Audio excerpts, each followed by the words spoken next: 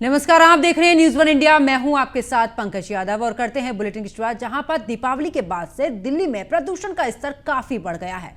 इससे कि इस दौरान दीपावली के बाद से दिल्ली वासियों को कई स्वास्थ्य समस्याओं का सामना करना पड़ रहा है। अक्टूबर में दिल्ली भारत का सबसे प्रदूषित शहर रहा, जहां औसत पीएम की अगर बात करें तो 2.5 और सांद्रा 111 माइक्रोग्राम प्रति घन मीटर थी। जहां पर स्वतंत्र think tank centre for research on energy and clean air CREA की अगर बात करें तो विश्लेषण से यह पता चला है कि अक्टूबर में भारत के सभी शीर्ष 10 प्रदूषित शहर राष्ट्रीय राजधानी क्षेत्र यानी कि NCR के ही हैं। इन शहरों में गाजियाबाद की अगर बात करें तो यहां पर 110 माइक्रोग्राम प्रति घन मीटर, वहीं अगर मुजफ्फरनगर की बात करें तो 103, हापुड़ दौरान 98, नोएडा 93, मेरठ 90 और चरखी दादरी की बात करें तो 86, ग्रेटर नोएडा यहां पर भी 86, गुरुग्राम 83 और बहादुरगढ़ भी 83 में शामिल है। यानी कि कुल मिलाकर बात करें तो बढ़ते प्रदूषण को लेकर सबसे ज्यादा अगर प्रदूषण बढ़ा है तो वो दिल्ली NCR में। ऐसे में लोगों को बढ़ते प्रदूषण की वजह से तमाम परेशानियों का सामना करना पड़ रहा है, जिसमें से कि आंखों में जलन होना और खास करके जो लोग पहले से ही बीमारी से ग्रस्त हैं उनके लिए तो बहुत बड़ी परेशानी है। लेकिन कहा यह भी जा रहा है कि देखिए, अपने हाथों में ही अपनी सुरक्षा होती है। ऐसे में बढ़ते प्रदूषण को लेकर अगर एहतियात बरती भी जा रही है, लेकिन उसका कहीं ना कहीं थोड़ा बहुत खामियाजा जरूर हमारे अपने प्रतिदिन के रोजमर्रा की जिंदगी में जरूर पड़ रहा है। और ऐसे में जो लोग बीमार हैं, आखिरकार वो किस तरीके से अपना ख्याल रखें, इस बढ़ते प्रदूषण से किस तरीके से निजात मिल सके, और अगर प्रदूषण बढ़ता जा रहा है तो किस तरीके से अपना बचाव करें, ऐसे तमाम सवाल जरूर सभी के मन में उठ रहे हैं। और आपको बता दें कि क्योंकि जिस तरीके से अब AQI जो है वो लगातार बढ़ता जा रहा है, ऐसे में बढ़ते प्रदूषण जो है वो हर किसी के लिए समस्या उत्पन्न कर रहा है। लोग रोजमर्रा की अपनी जिंदगी की अगर बात करें तो उनको काफी परेशानी हो रही है, चाहे आंखों में जलन की बात करें, गले में खराश की बात करें, तमाम परेशानियां जो लोग पहले से ही जिन्हें सांस की बीमारी है वो लोग आखिरकार इस प्रदूषण से किस तरीके से बचें और आखिरकार किस तरीके से ख्याल रखें, ये भी प्रश्न सभी के मन में आ रहा है। दिल्ली NCR की बात करें तो बढ़ता हुआ प्रदूषण वाकई में ही एक चिंता का विषय बना हुआ है।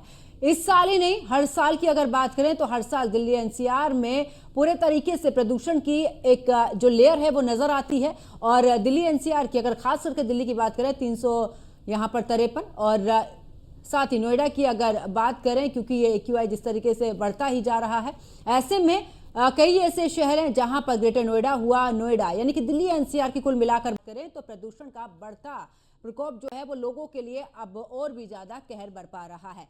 ऐसे में जो लोग पहले से ही बीमार हैं उनके लिए तो और भी ज्यादा समस्या बनी हुई है।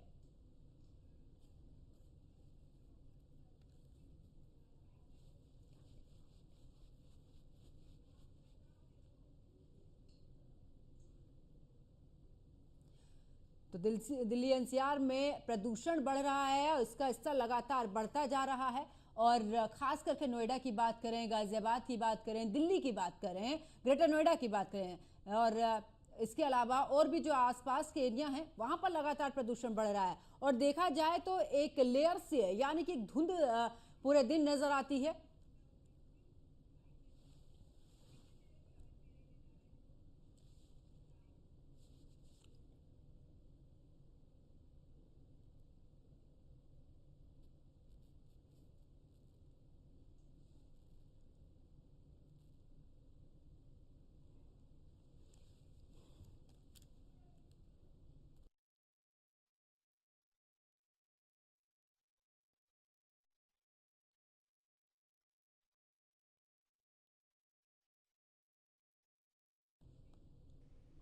तो देखिए, जिस तरीके से प्रदूषण बढ़ता जा रहा है, हमारे साथ में डॉक्टर ऋषि मलिक हमारे साथ में जुड़ चुके हैं। डॉक्टर साहब, बहुत बहुत स्वागत है आपका न्यूज़ वन इंडिया पर। नमस्कार। डॉक्टर साहब, क्योंकि देख रहे हैं प्रदूषण जो है AQI लगातार बढ़ता जा रहा है, सबसे पहले तो ये जानने की कोशिश करेंगे आपसे कि आखिरकार जिस तरीके से प्रदूषण बढ़ता जा रहा है कितना हानिकारक आम लोगों के लिए। प्रदूषण काफ़ी हानिकारक है। जैसे कि आपने कहा कि पार्टिकुलेट मैटर 2.5 जो होता है कि हम्म। 2.5 माइक्रोन से कम, इसके अलावा sulphur dioxide, nitrogen dioxide, carbon monoxide के लेवल्स बहुत बढ़ रहे हैं, जो कि ज़्यादातर इन्हीं फेस्टिवल्स के अराउंड बढ़ते हैं और एनसीआर रीजन में ज़्यादा पॉपुलेशन, ज़्यादा पोल्यूशन की वजह से बढ़ते हैं। इनके काफ़ी सारे शारीरिक और मानसिक साइड इफ़ेक्ट्स होते हैं। तो शारीरिक समस्याएं तो बढ़ ही रही हैं, इसके अलावा मानसिक समस्याएं भी बहुत बढ़ रही हैं प्रदूषण की वजह से। बिल्कुल डॉक्टर, क्योंकि जिस तरीके से पीएम 2.5 की अगर हम बात करें, बड़े ही चिंता का विषय बना हुआ है। उधर दूसरी तरफ अगर बात करें 2.5 और पीएम 10 दोनों के बीच का जो अंतर होता है वो बिल्कुल हम समझने की कोशिश करेंगे।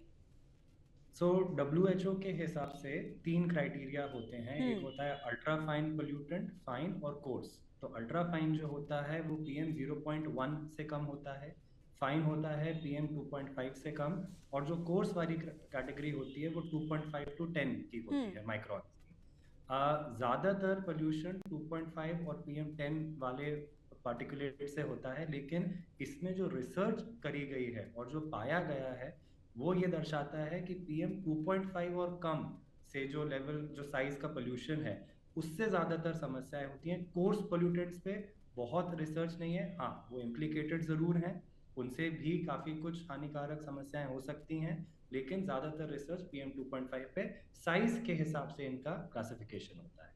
बिल्कुल। और जो AQI है, क्योंकि हम देख रहे हैं साल दर साल जो AQI है वो बढ़ता ही जा रहा है। अगर अभी की बात करें, दीपावली के बाद से अचानक से AQI बढ़ा है, दिल्ली NCR की बात करें, तो आखिरकार क्या कुछ ऐसे एहतियात हम बरतें ताकि जो लोग पहले से ही किसी बीमारी से ग्रस्त हैं वो लोग थोड़ा सा सुरक्षित महसूस कर सकें?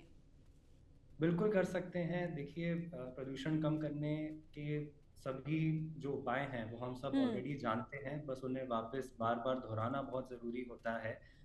चीज़ें यही हैं कि आपकी जो व्हीकल्स हैं, गाड़ियां हैं, वो हमेशा एक प्रॉपर वर्किंग ऑर्डर में होनी चाहिए, उनका सर्विसिंग अच्छे से होनी चाहिए। आपको ज़्यादा से ज़्यादा पब्लिक ट्रांसपोर्ट यूज़ करना चाहिए, इलेक्ट्रिक व्हीकल्स यूज़ करने चाहिए, जिससे प्रदूषण कम होता है। बहुत बार ये देखा गया है कि आउटडोर पोल्यूशन अलग चीज है, इंडोर पोल्यूशन भी बहुत होने लगा है, क्योंकि घरों का वेंटिलेशन ठीक नहीं है, जिस वजह से बीमारियां बढ़ती हैं। तो जहां भी आप रहते हैं वहां का जो एटमॉस्फेयर है, जो माहौल है, वहां का वेंटिलेशन सही होना बहुत जरूरी है। आप प्योरीफायर्स यूज कर सकते हैं, मास्क यूज कर सकते हैं आउटडोर, उससे भी आराम हो सकता है। बिल्कुल। और डॉक्टर ऋषि, क्योंकि अक्सर हमने देखा है कि देखिए ये कहा जाता है कि जब प्रदूषण का स्तर लगातार बढ़ता रहता है तो इस दौरान एहतियात के तौर पर कम से कम बाहर निकले, लेकिन रोज़मर्रा की ज़िंदगी में जब आपको काम करना होता है, घर से बाहर निकलना होता है और आप किसी बीमारी से ग्रस्त हैं, तो इस दौरान आखिर हम क्या कुछ ऐसे करें? क्योंकि डॉक्टर से कंसल्ट करके तो जो हमारी दवाइयाँ चल रही हैं उसको तो हम ले रहे हैं, लेकिन इसके अलावा भी क्या कुछ और हम ऐसी चीज़ें कर सकते हैं जिससे कि पूरे तरीके से बचाव तो नहीं, लेकिन कहीं ना कहीं थोड़ी बहुत राहत तो जरूर मिले? वही जो मैंने पहले बताया कि आप मास्क का इस्तेमाल कर सकते हैं। आजकल अलग अलग टाइप के मास्क आते हैं, तो वो एक अच्छा उपाय है। इसके हम्म। अलावा आसपास पेड़ पौधे उगाना, हम्म। ये जो उपाय है ये ज्यादा लंबे समय में काम करेगा, लेकिन इन एनी केस वो आपकी एयर क्वालिटी बहुत इफेक्ट हो जाती है अगर आसपास ग्रीनरी ज्यादा हो, हरे भरे माहौल में अपन रहें। जो ज्यादा हैवी टाइम्स हैं, यानी यूजुअली जब ट्रैफिक ज्यादा रहता है, उस टाइम पे निकलना आप अवॉइड कर सकते हैं, कि हम्म। सुबह से 9 से 11 के बीच में ना निकलें, या शाम को हम्म। 4 से 6 के बीच में ना निकलें। वीकेंड्स पे शनिवार रविवार को यूजुअली थोड़ा सा लेवल कम रहता है, उस टाइम आप प्लान्स बना सकते हैं। तो थोड़ी बहुत ये चीजें अगर मरीज अपने दिनचर्या में अगर अपनाएंगे तो उससे भी उनको अलग से फायदा हो सकता है। बिल्कुल। डॉक्टर ऋषि, क्योंकि अक्सर देखा है कि आंखों में बड़ी जलन होती है और ऐसे में हमें ट्रैवल भी करना होता है। कहा जाता है कि आप ठंडे पानी से अपनी आंखें धोइए या फिर कोई ऐसी ड्रॉप डालिए जिससे कि आंखों में इस चीज़ से बचा जा सके, लेकिन आपसे जानने की कोशिश करेंगे, हल्की फुल्की जलन होना तो नॉर्मल बात होती है क्योंकि हम निकलते हैं, लेकिन अगर ये ज़्यादा बढ़ जाए तो आखिरकार क्या करें? अगर जलन ज्यादा हो रही है तो एक किसी डॉक्टर को दिखाना हमेशा हम्म। एक अच्छा उपाय रहता है। अगर आप चाहें तो एक बार जीरो पावर के चश्मे भी इस्तेमाल कर सकते हैं, उससे भी हम्म। देखा गया कि जलन में अंतर पड़ता है। लेकिन अगर कंटिन्यूअस जलन हो रही है जो कि ठंडे पानी से या नॉर्मल ड्रॉप से ठीक नहीं हो रही है, इसका मतलब कोई एक रिएक्शन हो रहा है आंखों पे जो पोल्यूशन की वजह से हो रहा है, उसका इलाज तुरंत कराना चाहिए। बिल्कुल। और डॉक्टर ऋषि, जिनको पहले से ही मोतियाबिंद जैसी ऐसी खतरनाक बीमारी उनकी आंखों में है, वो क्या करें? देखिए, मोतियाबिंद अगर एग्जिस्टिंग है तो रिस्क और बढ़ सकती है कि पोल्यूशन से आपका या तो बीमारी की जो स्पीड है वो भी एक्सेलरेट हो सकती है। अगर उसके ऊपर कुछ और आंखों में इन्फेक्शन हो गया तो मोतियाबिंद और खराब हो सकता है। तो हम्म। मोटे तौर पर जल्द से जल्द इलाज कराया जाए और घर पे ना रुकें। अगर आपको परेशानी हो रही है तो जो भी आपके नज़दीकी डॉक्टर हैं, हॉस्पिटल है, वहाँ हम्म। जाके ज़रूर दिखाएं। बिल्कुल। और बच्चों की अगर बात करें, क्योंकि अभी तक तो हम बड़ों की बातें कर रहे हैं डॉक्टर ऋषि, और ऐसे में अगर बच्चों की बात करें, इम्यूनिटी पावर उनकी थोड़ी कम होती है, बीमार जी। जल्दी होते हैं, क्योंकि इस समय मौसम भी बदल रहा है और हम देख रहे हैं कि बदलते मौसम में खांसी जुकाम ये तमाम बीमारियां लग रही है। ऐसे में बढ़ता प्रदूषण उनके लिए कितना खतरनाक हो सकता है? बहुत सारी नई रिसर्च जो करी गई है वो ये बताती है कि जो ये PM2.5 से कम के पार्टिकल्स बच्चे इनहेल करते हैं उससे हम्म। इन्फ्लेमेशन होता है। इन्फ्लेमेशन यानी कि सूजन। अब ये सूजन आपके शरीर के किसी भी भाग में हो सकती है, तो वो फेफड़ों में तो जायज़ है कि होगी, लेकिन उसके अलावा बच्चों में ये देखा गया है कि ये सूजन दिमाग में भी होने लगी है, क्योंकि ये हम्म। जो छोटे पार्टिकुलेट मैटर है ये आपके नाक के रास्ते या आपके खून के रास्ते आपके ब्लड ब्रेन बैरियर को क्रॉस करते हैं और आपके दिमाग में सूजन करा रहे हैं ऐसी जगहों पे जो कि बच्चों की बढ़ती उम्र में उनके कॉग्निशन के लिए ज़रूरी होता है। तो बच्चों का स्कूल का परफॉर्मेंस अफेक्ट होता है। फॉर एग्जांपल उनमें डिप्रेशन की, एंजाइटी की प्रेवलेंस बहुत बढ़ रहा है, और ज़्यादातर उन बच्चों में जो अर्बन एरियाज में, जो पोल्यूटेड एरियाज में रहते हम्म। हैं। तो ज़्यादातर रिसर्च यही दर्शाता है कि ये जो सूजन हो रही है पोल्यूशन के पार्टिकुलेट से, उस वजह से बच्चों में बहुत परेशानियां आ रही हैं। और आखिरकार, क्योंकि डॉक्टर साहब, क्या होता है कि अचानक से जो माता पिता होते हैं वो रिपोर्ट कराने के लिए नहीं जाते हैं डॉक्टर्स के पास, घर पर ही बहुत सारी चीज़ें, बच्चे के सर में दर्द हुआ है तो नॉर्मल ही इस दौरान दवाइयाँ होती हैं, मेडिटेशन, उन सबको घर पे ले आते हैं, उन सब का सेवन कराते हैं। तो आपका क्या कुछ कहना है, क्या हमें सेल्फ ट्रीटमेंट लेना चाहिए, या फिर हमें अगर कुछ इसी तरीके की दिक्कत अपने बच्चों में नज़र आती है सबसे पहले डॉक्टर से कंसल्ट करें? देखिए, मेडिसिन में सबसे पहला स्टेप होता है प्राइमरी प्रिवेंशन। हम्म। प्राइमरी प्रिवेंशन का मतलब है कि आप खुद के स्तर पर बिना किसी को पहले बताए हुए क्या स्टेप्स ले सकते हैं दिक्कतें आने से। तो हम्म। उसमें तो जो अपन ने ऑलरेडी बातें करी हैं कि आपको साफ सफाई कैसे रखनी चाहिए, वेंटिलेशन कैसे रखना चाहिए, मास्क का उपयोग करना, ध्यान रखना कि धुएं में ना निकलें। अगर वो लेवल फेल हो गया है और अगर बच्चों में दिक्कतें आ रही हैं तो सबसे पहले किसी डॉक्टर के पास जाके एक पूरी तरह चेकअप कराना चाहिए। उनके सांस की जांच हो सकती है, उनके खून की जांच हो सकती है, और इन जांचों पे जो भी रिजल्ट आता है उस बेसिस पे ट्रीटमेंट दिया जाता है। बहुत बार ये भी देखा गया है कि बच्चों में विटामिन डी की डिफिशियंसी बहुत होती है, हम्म। स्पेशली जो बच्चे अर्बन एरियाज में, पोल्यूटेड एरियाज में रह रहे हैं। तो आजकल जो साइंटिस्ट हैं वो पोल्यूशन और विटामिन डी लेवल्स पे भी रिसर्च कर रहे हैं। हम्म। तो ये सब चीजें पता होनी जरूरी है और इनका सही जगह पे इलाज होना भी जरूरी है। बिल्कुल। और डॉक्टर ऋषि, ये तो हमने बात की अंदरूनी, अगर हम स्किन की बात करें, क्योंकि सबसे पहले जो प्रदूषण का असर होता है वो हमारी स्किन पर होता है। नॉर्मली अगर हम देखते हैं थोड़ी बहुत दिक्कतें, और सबसे ज़्यादा जो फेस पर ही होता है, क्योंकि हमारा फेस एकदम खुला रहता है। तो ऐसे में अगर परेशानी होती है, कुछ लोगों को मौसम बदलता है, ड्राई हो जाती है उनकी स्किन, कुछ लोगों को और भी ज़्यादा मतलब कि इस दौरान दिक्कतें होती हैं, तो उस चीज़ से कैसे हम बच सकते हैं? एयरबोर्न पोल्यूटेंट से अर्टिकेरिया डर्मेटाइटिस बहुत कॉमन है। तो हम्म। अर्टिकेरिया यानी जो खुजाल चलती है स्किन में वो, और डर्मेटाइटिस जो लोकल रिएक्शंस होते हैं जिससे कि सूजन आ सकती है, लालपन आ सकता है। बचाव के यही तरीके हैं कि आपकी स्किन कवर्ड होनी चाहिए, हम्म। साफ सफाई रखनी चाहिए, स्किन पे एक प्रोटेक्टिव लेयर होनी चाहिए जो अपन लोशन यूज करते हैं, या बोलते हैं कि आप SPF यूज करिए सन एक्सपोजर से बचने के लिए। तो ये प्रोटेक्टिव लेयर्स हैं, ये इस्तेमाल करना बहुत ज़रूरी है। हर कोई सामान्य नहीं होता है, हर किसी की स्किन की सेंसिटिविटी अलग अलग रहती है। जिन लोगों को ज़्यादा सेंसिटिव स्किन है उन्हें ये सब करने की ज़्यादा आवश्यकता है। और हाँ, फिर वही बात कि अगर प्रॉब्लम ज़रूरत से ज़्यादा बढ़ रही है और तब भी इलाज नहीं, आप खुद से नहीं कर पा रहे हैं, तो डॉक्टर से जाके मिलिए और उसको तुरंत दिखाइए। बिल्कुल। लेकिन डॉक्टर ऋषि, अक्सर हमने देखा है कि आजकल हम विज्ञापन बहुत ज़्यादा देख रहे हैं स्किन को लेकर, लोग बहुत जल्दी से विश्वास कर लेते हैं और केमिकल युक्त चीज़ें घर पर लेके आते हैं, चाहे वो पोल्यूशन से बढ़ना या आपकी स्किन से कोई भी प्रॉब्लम हो, उन सभी को लेकर उसका यूज़ करते हैं, प्रॉब्लम और भी ज़्यादा बढ़ जाती है। ये भी कहते हैं कि अगर आप सनस्क्रीन का इस्तेमाल करते हैं तो वो भी आपके लिए फ़ायदेमंद होती है, ना कि वो सिर्फ सूर्य की किरणों से आपको बचाती, बल्कि बढ़ते हुए प्रदूषण में जिस तरीके से स्किन में समस्या हो रही है, क्या उससे भी बचाव हो पाता है?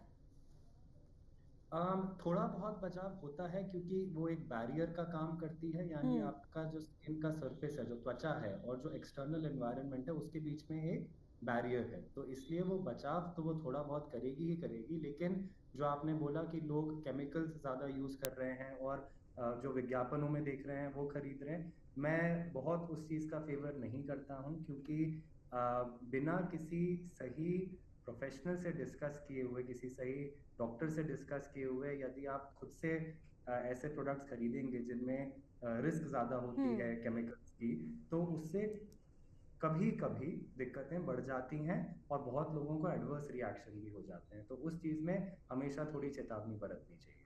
बिल्कुल। और कहते हैं कि बढ़ते प्रदूषण में आप अपनी स्किन को यानी कि खास करके हाथों को बार बार इस दौरान साफ करते रहिए, क्योंकि हाथों से ही, चाहे हमारे खाने के लिए इंटरनली पार्ट की अगर बात करें तो वहां पर भी कीटाणु इस दौरान जाते हैं, और चेहरे पर भी, क्योंकि कितना भी आप कोशिश करिए आपके हाथ आपके चेहरे तक जरूर जाते हैं। तो क्या ये भी एक फायदा इस दौरान रह सकता है कि आप बार बार अपने फेस को और अपने हाथों को क्लीन रखिए? बिल्कुल होता है, क्योंकि पोल्यूशन का एक और कंपोनेंट होते हैं बायो हम्म। एरोसॉल। सो बायो एरोसॉल होते हैं आपके वायरसेस, फंगाई, बैक्टीरिया, हम्म। लिविंग ऑर्गेनिजम्स, माइक्रोस्कोपिक, जो कि जरूरी नहीं है कि कोई डिजीज कॉज करें, लेकिन वो हम्म। हवा में हमारे सबके आसपास रहते हैं, जो आपके हाथों में, आपकी त्वचा पे जमा होते हैं, स्पेशली जब पोल्यूशन ज्यादा होता है तब। तो इसलिए हाथों को बार बार धोना, उनको मॉइस्चराइज रखना, वो एक अच्छा उपाय है इन बायो एरोसॉल्स से बचने के लिए। और बिल्कुल डॉक्टर ऋषि, कहा जाता है कि अच्छा खाना अगर खाते हैं तो शरीर एकदम स्वस्थ रहता है। अगर मैं डाइट की बात करूं तो बढ़ते प्रदूषण में हमारी डाइट का कितना बड़ा रोल रहता है? अच्छी डाइट शारीरिक स्वास्थ्य के लिए बहुत ज़रूरी है। प्रदूषण हो ना हो, ये हम्म। एक नॉर्मल एडवाइस रहता है हर डॉक्टर का, कि आप अपनी डाइट हमेशा अच्छी रखें। एक मेजर्ड क्वांटिटी में चीज़ें खानी चाहिए, कि उसमें प्रोटीन की मात्रा सही हो, कार्बोहाइड्रेट सही हो, फैट सही हो। बाहर का खाना खाने से बेहतर है आप घर में स्वादिष्ट खाना खुद बनाएं और वो खाएं। और डाइट से बाकी आपकी इम्यूनिटी का लेवल भी हाई रहता है। तो जो हमने सूजन की, इन्फ्लेमेशन की बात करी, जिन लोगों की डाइट सही नहीं रहती है उनमें इन्फ्लेमेशन की टेंडेंसी ज़्यादा रहती है। अगर हम्म। आप अपनी डाइट अच्छी रखते हैं तो वही जो इन्फ्लेमेशन होता है वो कम रहेगा, तो उससे आपको अधिक समय तक बचाव मिलेगा। बिल्कुल। और सबसे ज़्यादा क्योंकि विटामिन वगैरह अगर हम बात करें तो बहुत लोगों में कमी भी पाई जाती है, खास करके अगर इस दौरान B12 की अगर हम बात करें तो बहुत सारे ऐसे विटामिन हैं जिनकी वजह से, कि कमी की वजह से अक्सर लोग बीमार रहते हैं। और ऐसे में क्योंकि प्रदूषण बढ़ रहा है तो वाकई में उसका असर तो आपके शरीर पर पड़ता ही है। तो इसके लिए क्या कुछ कहेंगे?